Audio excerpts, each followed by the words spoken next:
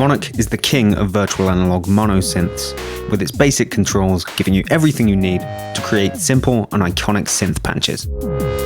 And while it's not usually everyone's first choice synth for drums, it's a great tool for learning drum synthesis techniques that you can apply to any other more advanced synth. So let's look at a few recipes you can use as the building blocks for your homemade beats. You can grab all these sounds in WAV format at the link in the video description. We'll start with the clap sound.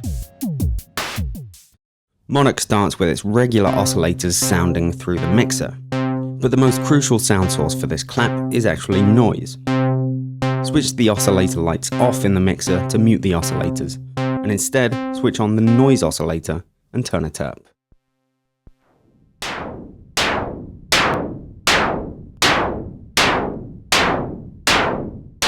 This sounds far more clap-like, but the timing still isn't right.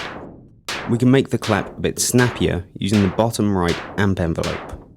The attack is already very short, which is perfect for a drum sound, but we can reduce the decay and the sustain to make things even quicker.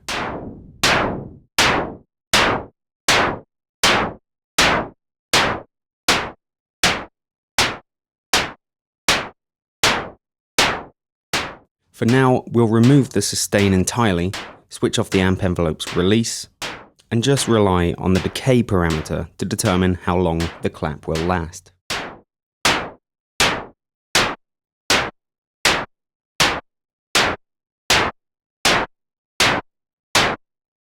Up in the filter panel, we'll turn the contour down to 0 for now and start playing with the cutoff and resonance controls. Currently, the cutoff removes more high frequencies the lower it gets, but it tends to keep the lower frequencies.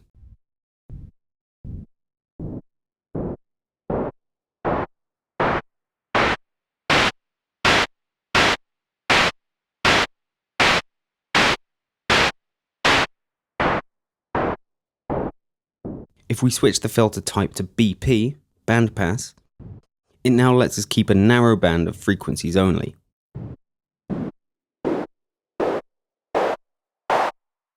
We want a narrow band of higher frequencies, so we'll turn the cutoff up.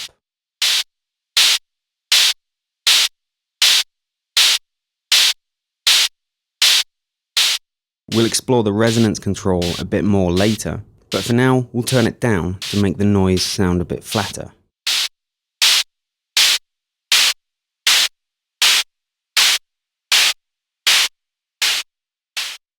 Time to duplicate the clap channel and turn this sound into a snare sound. For this, we can learn about MONARK's feedback control. This parameter simulates taking a synth's output and feeding it back into the input. If you do it to an analog oscillator, it makes things very distorted, like this.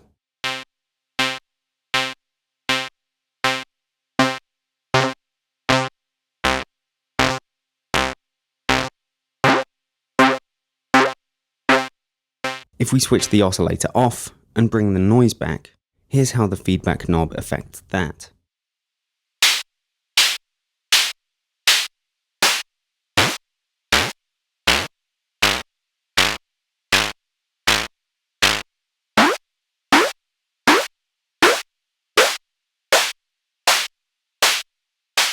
At this point, with type B feedback, it sounds a lot like the rattle of a snare, so we'll leave it about here.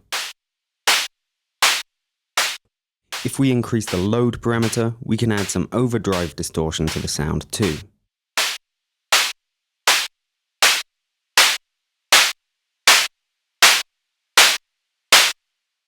Here we'll add more sustain and switch the amp envelope's release to make the snare sound ring out a little longer than the clap did.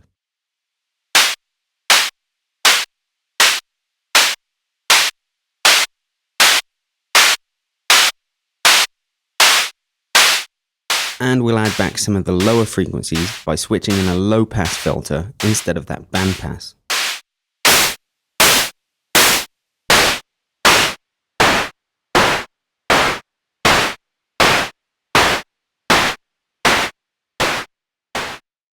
Duplicating the snare track, it's very easy to turn this sound into a hi-hat sound.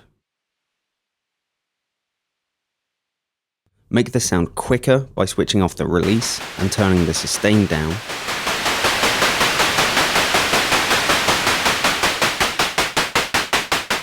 Next, tailor the tightness of the hats using the decay knob.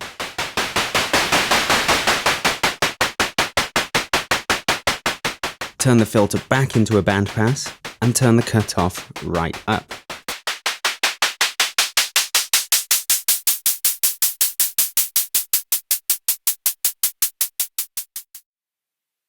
For open hats, increase the amp envelope decay, add some resonance into the mix, and make sure the filter settings are slightly different.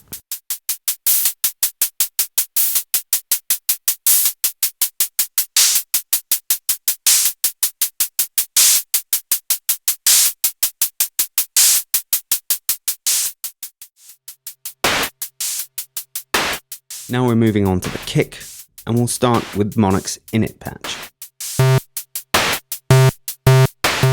The classic way to make an electronic kick drum sound is to take a low frequency wave and bend it downwards as it plays. MONARK doesn't actually have an easy way to bend the oscillator pitches themselves, so we're not actually going to use any of the oscillators here.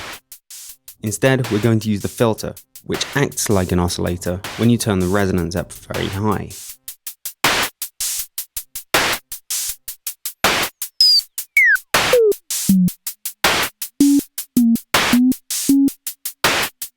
The trick here is to use the contour knob, which lets the filter cutoff, and therefore the oscillator pitch, be bent up and down as the note plays. Exactly how that bend happens is determined by the 3 envelope controls below it: attack, decay, and sustain for the filter envelope.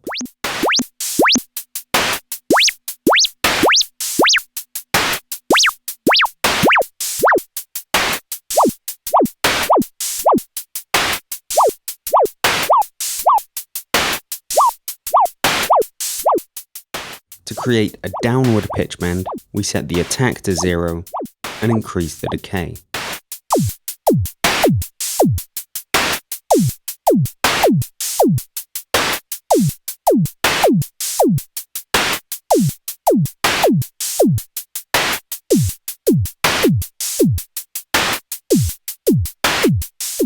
We've turned the cutoff and sustain dials down to make the tone as low as possible, and reducing the contour dial lets us back the pitch bend off a bit.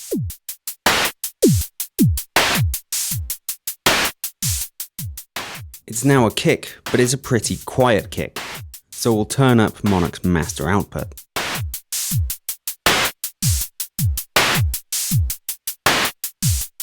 Although this brings in some bleed from the emulated circuits, we can stamp that out in the B panel by reducing the global leakage and hoping nobody noticed.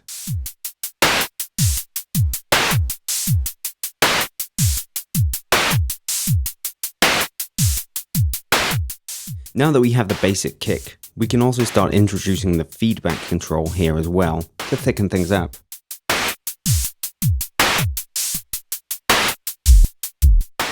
But keep an eye on the level meters and keep your master output in check.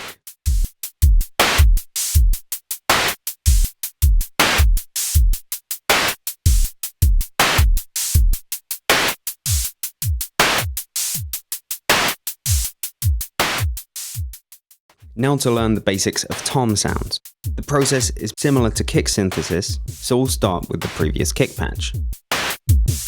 As soon as we switch off the feedback and turn the filter cutoff up, we get a pretty recognizable 80s electronic tom sound. To make this patch sound like multiple toms, we can switch on filter key tracking using these 2 switches. Basically, this means that the filter cutoff will go up or down with higher or lower MIDI notes, and in this case, the filter cutoff is determining the drum's pitch. We can also mess with the filter type to see what sounds best.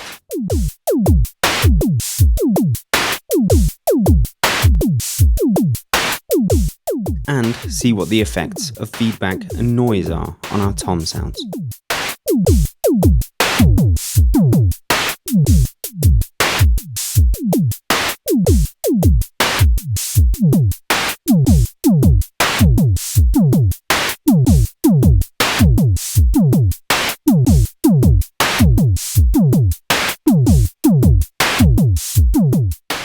So those are the basics of 6 drum sounds and their synthesis techniques as demonstrated in MONARK.